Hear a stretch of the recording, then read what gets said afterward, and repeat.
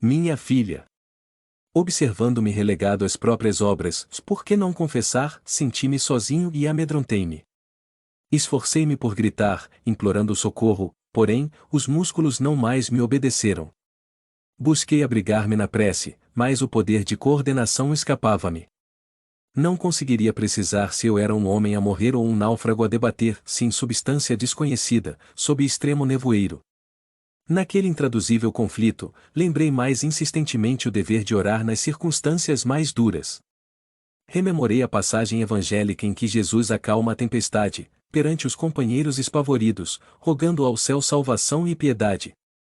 Forças de auxílio dos nossos protetores espirituais, irmanadas à minha confiança, sustaram as perturbações. Braços vigorosos, não obstante invisíveis para mim, como que me reajustavam no leito. Aflição asfixiante, contudo, oprimia-me o íntimo. Ansiava por libertar-me. Chorava conturbado, jungido ao corpo desfalecente, quando tênue luz se fez perceptível ao meu olhar. Em meio do suor copioso lobriguei minha filha Marta a estender-me os braços. Estava linda como nunca. Intensa alegria transbordava-lhe do semblante calmo. Avançou, carinhosa, enlaçou-me o busto e falou-me, terna, aos ouvidos: "Vá agora, paizinho, é necessário descansar." Tentei movimentar os braços de modo a retribuir-lhe o gesto de amor, mas não pude erguê-los. Pareciam guardados sob uma tonelada de chumbo. O pranto de júbilo e reconhecimento, porém, correu-me abundante dos olhos. Quem era Marta, naquela hora, para mim? Minha filha ou minha mãe? Difícil responder. Sabia apenas que a presença dela representava um mundo diferente, em nova revelação. E entreguei-me, confiado, aos seus carinhos, experimentando felicidade impossível de descrever. Em pleno transe amparado a Marta, intentei proclamar o júbilo que me dominava, fazendo-me ouvido em alta voz. Todavia, os membros jaziam inteiriçados e os órgãos da fala em descontrole. Não tinha perfeito conhecimento da posição em que os familiares se moviam. Meus olhos demoravam-se perturbados. Sensação de esmagamento percorria-me todo, ou no entanto, que pedir além daquela infinita aventura que o devotamente filial me proporcionava? Tentei alinhar ideias a fim de agradecer a intervenção da filha querida, contudo, não consegui. Percebendo-me as dificuldades, Marta afagou-me a fronte e falou: "Meiga, os nossos benfeitores desatam os últimos elos. Enquanto isto, façamos nossa oração." O Salmo 23 não me seria possível, naqueles minutos, enfileirar pensamentos e muito menos enunciar qualquer frase. Tinha a respiração opressa, como nos derradeiros dias de luta no corpo físico. Com alegria, no entanto, vi a filha elevar-se no alto, repetindo, em voz pausada e comovedora as expressões do Salmo 23, ampliando-lhes o sentido: "O Senhor é nosso pastor, nada nos faltará. Deitar-nos faz em refúgio de esperança, guia-nos suavemente a águas do repouso. Refrigera-nos a alma, conduz-nos pelas veredas da justiça, na qual confiamos por amor ao seu nome. Ainda que andemos pelo vale da sombra e da morte, não temeremos mal algum, porque Ele está conosco, a sua vontade e a sua vigilância nos consolam. Prepare-nos mesa farta de bênçãos, ainda mesmo na presença dos inimigos que trazemos dentro de nós, unge-nos a cabeça de bom ânimo e o nosso coração transborda de júbilo. Certamente que a bondade e a compaixão do Senhor nos seguirão em todos os dias da vida e habitaremos na sua casa divina, por longo tempo. Assim seja." À medida que sua voz pronunciava o texto antigo, multiplicando-me as lágrimas abundantes e espontâneas, dores cruéis me assaltavam a região torácica. Vim saber, mais tarde, que aqueles sofrimentos provinham da extração de resíduos fluídicos que ainda me enlaçavam a zona do coração. Recebendo o socorro fim da prece, que ouvi sob indizível angústia, percebendo a manifesta intenção da filha que assim procedia buscando isolar meu pensamento da intervenção a que me achava submetido, notei que as dores se faziam menos rudes. Ela permaneceu amorosamente inclinada para mim, por mais de 1 hora, silêncio. Temia falar, provocando fenômenos desagradáveis, e, ao que me pareceu, Marta me partilhava os receios. Um momento chegou, entretanto, no qual a respiração se fez equilibrada e verifiquei que o coração me batia, uniforme e regular, no peito. Através do olhar, supliquei à filha, sem palavras, reforçasse o socorro que minha situação estava exigindo. Via-a movimentar cuidadosamente o braço direito e, em seguida, passar a destra repetidamente sobre a minha cabeça exausta. Reparei que me aplicava força espiritual que eu ainda não podia compreender. Mais alguns minutos decorridos e percebi que o poder de orar me felicitava de novo. Encadeava os pensamentos sem maiores dificuldades, e na convicção de que poderia tentar a prece com êxito, improvisei sincera súplica. O trabalho foi bem sucedido. A harmonia geral começou a refazer-me, embora a fraqueza extrema que me possuía. Notei que, de Marta para mim, vinham fagulhas minúsculas de luz, em porção imensa, a envolverem-me todo, ao passo que me via agora cercado de atmosfera fracamente iluminada em tom de laranja. A respiração processava-se normalmente. A carência de ar desaparecera. Meus pulmões revelavam-se robustecidos, como por encanto, e tanto bem me faziam as inalações prolongadas de oxigênio que tive a impressão de aurir alimento invisível, do ar leve e puro. Restabelecendo-se minha força orgânica, fortificava-se a potência visual. A claridade alaranjada que me revestia casava-se à luz comum. A melhora experimentada, porém, não ia a ponto de restaurar-me a disposição de falar. O abatimento era ainda insuperável. Assombrado, vi-me em duplicata. Eu, que tanta vez exortara os desencarnados a contemplarem os despojos de que já se haviam desvencilhado, fixei meu corpo a enrijecer-se, num misto de espanto e amargura. Fitei minha filha, com suplicante humildade, imitando o gesto da criança. Medrosa. Encontrava-me prostrado, vencido. Não me assistia qualquer razão de revolta, contudo, se possível, desejaria afastar-me. A contemplação do corpo imóvel, não obstante aguçar meu propósito de observar e aprender, era-me aflitiva. O cadáver perturbava-me com as sugestões da morte, impunha reflexão desagradável e amarga. À distância dele, provavelmente a ideia de vida e eternidade prevaleceria, dentro de mim. Marta entendeu o que eu não podia dizer. Fez-se mais terna e explicou-me: tenha calma, papai. Os laços não se desfizeram totalmente. Precisamos paciência por mais algumas horas. Em posição difícil alongando o raio de meu olhar, verifiquei a existência de prateado fio, ligando-me o novo organismo à cabeça imobilizada. Torturante emoção apossou-se de mim. Eu seria o cadáver ou o cadáver seria eu? Por intermédio de que boca pretendia falar? Da que se fechará no corpo ou da que me serviria agora? Através de que ouvidos assinalava as palavras de Marta? Intentando ver pelos olhos mortos, senti-me atirado novamente a espesso nevoeiro. Assustado, soergui-me mentalmente. Aquele grilhão tênue a unir-me com os despojos era bem um fio de forças vivas, jungindo-me à matéria densa, semelhando-se ao cordão umbilical que liga o nascituro ao seio feminino. Fitando, então, o corpo repousado e inerte, simbolizando o templo materno ao meu ser que ressurgia na espiritualidade, recordei, certamente inspirado pelos amigos que ali me socorriam, a enormidade dos meus débitos para com a carcaça que me retivera no planeta por extensos e abençoados anos. Devia-lhe a cooperação precioso amontoado de conhecimentos. Cabia-me vencer o mal-estar e a repugnância. Tranquilizei-me. Comecei a considerar o corpo, mirrado e frio, como valioso companheiro do qual me afastaria em definitivo. Enquanto perdurou a nossa entrosagem, beneficiara-me ao contato da luta humana. Junto dele, recolhera bênçãos inextinguíveis. Sem ele, por que processos continuariam o aprendizado? Fixei-o, enternecido, mas, aumentando o meu interesse pela organização de carne, imóvel, incapaz de separar emoções e selecioná-las, afundei-me nas impressões de angústia. Minhas energias pareciam retransferir-se, aceleradamente, ao envoltório abandonado. Insuportável constrangimento martirizava-me. Percebi os conflitos da carne desgovernada. A diferença apresentada pelos órgãos impunha-me terrível desagrado. Registrando-me as dificuldades, Marta informou bondosamente: lembre-se, paizinho, da necessidade de concentração na prece. Não divague. Esqueça a experiência que terminou, sustentando a mente em oração. A custo, retornei a mim mesmo e me mantive no recolhimento necessário. Meu objetivo, agora, era não pensar. Avançava-se no futuro, estranhas vertigens me assediavam, se me demorava analisando o veículo físico, vigoroso e inesperado impulso me reconduzia para ele. Que fazer de mim, reduzido a minúsculo ponto sensível entre duas esferas? Aquietei-me e orei. Entre amigos espirituais rogando a Jesus me auxiliasse a encontrar o melhor caminho, observei que minha capacidade visual se dilatava. Curiosos fenômenos de ótica afetavam minha retina hesitante.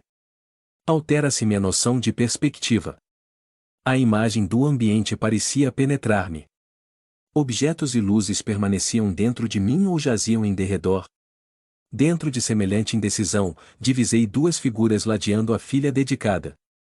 Centralizei quanto possível o propósito de ver, mais exatamente, e tive o esforço compensado. Ambos os presentes se destacaram nítidos. Que alegria me banhou o ser! Numa deles, identifiquei sem obstáculos, o venerável Bezerra de Menezes, e no outro, adivinhei o benemérito irmão Andrade. Pelo sorriso de compreensão que me endereçaram, reconheci que os dois me haviam notado a surpresa indescritível. Todavia, meu júbilo do primeiro instante foi substituído pela timidez. Enquanto nos debatemos na lida material, quase nunca nos recordamos de que somos seguidos pelo testemunho do plano espiritual, nos mínimos atos da existência. Falamos, com referência aos espíritos, com a desenvoltura das crianças que se reportam aos pais a propósito de insignificantes brinquedos. Senti-me repentinamente envergonhado. Quantos sacrifícios exigiram daqueles abnegados amigos? Apesar do natural acanhamento que a presença deles me infligia, tudo fiz por levantar-me, de modo a recebê-los com a veneração que mereciam. Tentei, porém, debalde erguer-me. Percebendo-me as intenções, abeiraram-se de mim. Cumprimentaram-me com palavras confortadoras de boas-vindas. Com gentilezas, explicou-me Bezerra que o processo liberatório corria normal, que me não preocupasse com as delongas, porque a existência que eu desfrutara fora dilatada e ativa. Não era possível, e disse, bondoso, e efetuar a separação de organismo espiritual com maior rapidez. Esclareceu também que o ambiente doméstico estava impregnado de certa substância que classificou por fluidos gravitantes, desfavorecendo-me a libertação. Mais tarde vim a perceber que os objetos de nosso uso pessoal emitem radiações que se casam às nossas ondas magnéticas, criando elementos de ligação entre eles e nós, reclamando-se muito desapego de nossa parte, a fim de que não nos prendam ou perturbem. Após instruir-me, benévolo, recomendou-me Bezerra esquecesse o retraimento em que me refugiara, confiando-me a pensamentos mais elevados, de maneira a colaborar com ele para que me subtraísse ao decúbito dorsal. Pus-me a refletir na infinita bondade de Jesus, enquanto o dedicado amigo me aplicava passes, projetando sobre mim, com as mãos dadivosas, abundantes jatos de luz. Ao término da operação, acentuara-se-me a resistência. A rigor, não pude levantar-me, nem falar. Ambos os benfeitores, porém, seguidos de Marta, que nos observava com visíveis mostras de contentamento, retiram-me do leito, determinando que me amparasse a eles para uma jornada de repouso. É necessário sair de algum modo, já acentuou Bezerra, em tom grave. Conduzi-lo-emos à praia. As virações marítimas serão portadoras de grande bem ao reajustamento geral.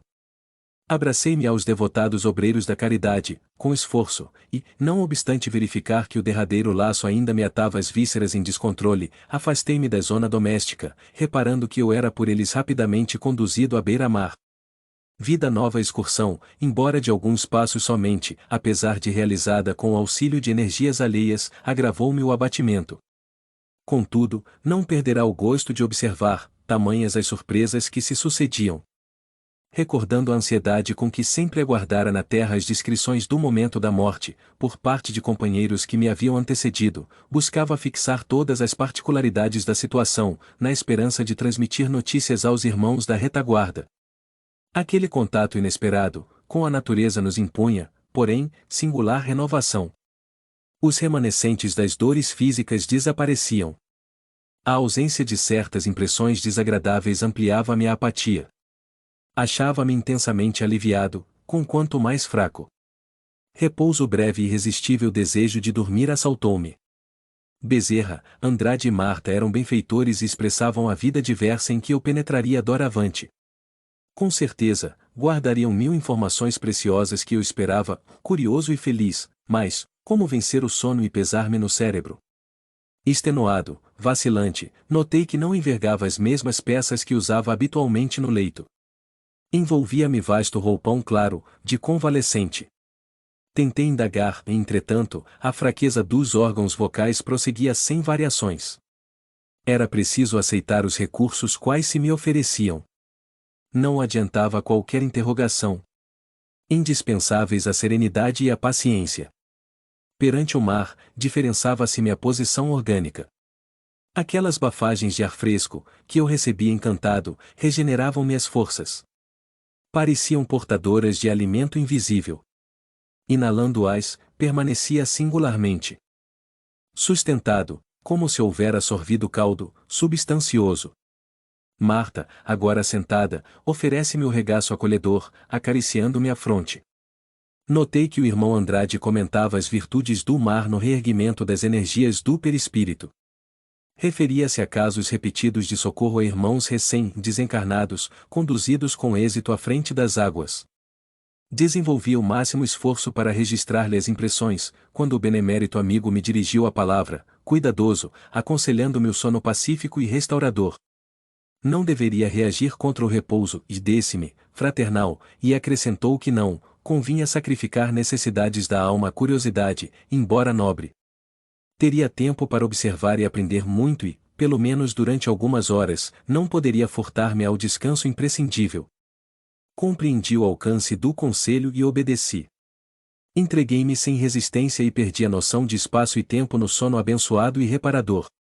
Impressões diferentes despertando, dia alto, não podia precisar o tempo curto em que repousara. Continuava a filha ao seu lado, mas de ambos os benfeitores não havia sinal. Notificou-me Marta que se haviam ausentado, porém, não tardariam.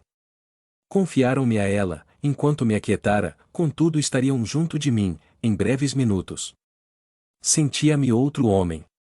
Movimentei os braços e ergui-me sem dificuldades. Tentei falar, e que alegria experimentei. Entendi-me com a filha querida, à vontade. Explicou-me que eu não havia repousado quando seria de desejar e que voltaria ao descanso na primeira oportunidade. Indagou em seguida, se me achava amedrontado, e, como lhe demonstrasse a firmeza de ânimo que me possuía, cientificou-me de que Bezerra, em breves minutos, cortaria os derradeiros laços que me retinham ainda, de certa forma, aos envoltórios carnais, consultando-me, ao mesmo tempo, se me não inspiraria temores assistir, de algum modo, ao enterramento dos meus despojos. Respondi-lhe com o meu interesse. Tudo o que eu pudesse aprender de novo representaria enriquecimento de observação. Em verdade, animavam-me outras disposições. Guardava a ideia de haver rejuvenescido. Toquei meu veículo novo. Eu era o mesmo, dos pés à cabeça. Coração e pulmões funcionavam regulares. Fascinava-me, porém, acima de tudo, o novo aspecto da paisagem. Casas, vegetação e o próprio oceano pareciam coroados de substâncias coloridas. Que sugestões surpreendentes em torno! As claridades solares, em derredor, revelavam maravilhosas cambiantes. Informou-me Marta de que enquanto a nossa mente funciona, sob determinadas condições, vemos somente alguns aspectos do mundo, e por que eu interrogasse se todos os desencarnados se surpreendiam com as visões que me encantavam os olhos, respondeu negativamente. Muitos libertos da disciplina física, esclareceu, e conservam tão fortes ligações com os interesses humanos que a visão não se lhes modifica, de pronto, e prosseguem vendo a terra, nas mesmas expressões em que a deixaram. Era prodigioso o quadro. Senti forte impulso de prosternar-me, em sinal de reconhecimento à majestade divina. Tão grande leveza caracterizava agora o meu organismo que, contemplando, elevado, as águas próximas, nelas adivinhei pesadíssimo elemento. Pensei concomitantemente que, se eu tentasse, talvez conseguisse caminhar sobre as ondas líquidas, aureoladas, ao meu olhar, de sublime coloração. Registrando-me o ânimo, a querida filha mostrou-se satisfeita. Desde o primeiro momento de nosso reencontro, Marte revelava a ansiedade de ver-me tranquilo e contente. Surpreendido dispunhamo-nos a deixar o abrigo a que nos refugiáramos, quando percebi que me encontrava em trajes impróprios. Arraigado à ideia de que seria visto por amigos encarnados, não ocultei um gesto de aborrecimento. À distância do leito, aquele roupão-alvo não deixava de ser escandaloso. Marta, que me seguia as reflexões, sorridente, vestia-se com apurado gosto. Ia expor-lhe os receios que me assaltavam, quando se adiantou, asseverando que as preocupações do momento me atestavam as melhoras. Um homem desalentado não pensa em roupa, e disse-me alegremente. Acrescentou que Bezerra e o irmão Andrade não se demorariam e que a solução do problema fora prevista na véspera. De fato, transcorridos alguns minutos, chegaram, atenciosos. A possibilidade de endereçar-lhes a palavra encheu-me de imenso júbilo. Abracei-os reconhecidamente. Trouxeram-me um costume cinza, muito semelhante aos que eu ai preferia no verão. O irmão Andrade ajudou-me a vesti-lo. Mais alguns instantes, entre os dois benfeitores que me amparavam lado a lado, oferecendo-me os braços, afastamo-nos da praia. Enorme o movimento nas vias públicas. A mesma diferença que assinalara no mar, nas plantas e no casario, notava nas pessoas. Cada qual se revestia de halo diferente. Não me sentia, contudo, disposto a formular indagações. Assombrava-me com a locomoção própria e esse problema naturalmente solucionado bastava, por enquanto, a minha capacidade de analisar. Andava, sem grande desenvoltura, todavia, a lentidão de meus passos obedecia à inexperiência e não a qualquer impedimento por parte do corpo, que reconhecia leve e ágil. Aproveitaria o momento para acentuar observações nesse sentido, quando a apressada senhora, sobraçando um embrulho de vastas proporções, investiu indiferentemente contra nós. Grande foi o abalo para mim. Recuei, num movimento instintivo, temendo o atrito, mas não houve tempo. A dama atravessou-nos o grupo, sem dar conta de nossa presença. Assustado, procurei o olhar dos companheiros. Todos me fitavam sorridentes.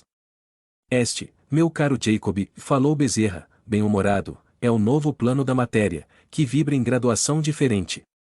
Passou por nós, sem perturbar-nos. Exclamei. Por nossa vez, não a perturbamos também, já acentuou o irmão Andrade, satisfeito. O incidente chocara-me. Via-me perfeitamente integrado no antigo patrimônio orgânico. Não estaremos num corpo de ilusão? Ousei interrogar. Bezerra esclareceu, delicado, o poder da vida, na ilimitada criação de Deus, é infinito, e a mulher que passou despercebidamente por nós, cujo veículo de carne caminha para a morte, poderia fazer a mesma pergunta. A pequena ocorrência nos dava bastante material à reflexão. Gostaria de trocar comentários e propor questões diversas, todavia, o meu abatimento ainda era grande. Deixei-me, pois, conduzir sem relutância, de imprevisto a imprevisto. De retorno à casa, grande movimentação de gente se fizera em volta do lar onde meus olhos de carne se haviam cerrado para sempre. Natural atração me impulsionava a entrar, precipitadamente. O campo doméstico reclamava a meu espírito qual poderoso ímã. Entretanto, forças desconhecidas compeliam-me a retroceder. Registrando o fenômeno, aflito, fixei Bezerra, buscando esclarecimento. O venerável amigo contemplou-me pacientemente e falou, ainda agora, reparávamos que o veículo físico de uma senhora em nada nos afetou a organização, mas aqui somos defrontados por matéria de nosso plano, envolvendo pensamentos agressivos e desfavoráveis em massa. As projeções mentais da maioria de nossos amigos, aqui congregados, formam energias contraditórias, entre si. Alguns discutem e muitos pensam de maneira inadequada ao respeito que devemos a um companheiro em transe. Para nós, adestrados na travessia de obstáculos, esta compacta emissão de forças antagônicas não constitui barreira insuperável, mas é preciso reconhecer as condições especialíssimas do seu estado. Você ainda se acha na condição do pássaro mal saído do ninho, incapaz de voar livremente. Regozijei-me com a explicação, contudo, indaguei, curioso, se eu insistisse? Teria choques sumamente desagradáveis, adiando o restabelecimento de suas forças. Toda realização útil pede exercício. Não teimei. A simples vizinhança das conversações infundia-me pronunciado mal-estar. Recomendou Bezerra ao irmão Andrade e Marta me assistisse, enquanto cortaria o laço que de certa forma, ainda me retinha as vísceras cadavéricas. O regresso a casa, com as surpresas de que se fazia acompanhar, trouxe-me penosas impressões. Esforçava-me por não cair, extenuado, ali mesmo. Retornará à dispneia. Se o leito estivesse à minha disposição, nele buscaria, sem delonga, refúgio confortante. Marta ajudou-me, esclarecendo que a hora se caracterizava por muita ansiedade no coração dos entes que me consagravam sincera estima na terra, que inúmeros pensamentos de angústia convergiam sobre mim e, por isso, eu devia resistir, garantindo a tranquilidade própria. Considerando o que ouvia, procurei acalmar-me. As forças que me colhiam em cheio, insofriáveis e impetuosas, surpreendiam-me, dolorosamente, qual se fossem correntes elétricas. Vozes imprecisas cercavam-me os ouvidos. Onde me encontrava? Entre amigos ou no centro de um redemoinho de energias desconhecidas, mais furiosas que as do vento forte? O irmão Andrade percebeu-me o desajustamento e sustentou-me nos braços com mais carinho e segurança. Não ignorava que muitos amigos meus ali se encontravam e, entretanto, apesar do imenso desejo de revê-los, via-me inibido de semelhante satisfação. Meus olhos se mantinham turvos e minha mente jazia atormentada. Este audiolivro representa uma contribuição para aquelas pessoas que necessitam, como é o caso dos deficientes visuais, os deficientes auditivos, pessoas acamadas que se encontram em hospitais e clínicas, e como forma de acesso e divulgação da doutrina espírita, para que todos lembrem-se de valorizar e reconhecer o trabalho do autor adquirindo suas obras. Por favor, não esqueça de deixar o seu like, inscreva em nosso canal e compartilhe, para que possamos melhorar e seguir publicando. A caridade é o caminho para a evolução. Muito obrigada, que a paz do nosso Mestre Jesus esteja com todos vocês e seus familiares.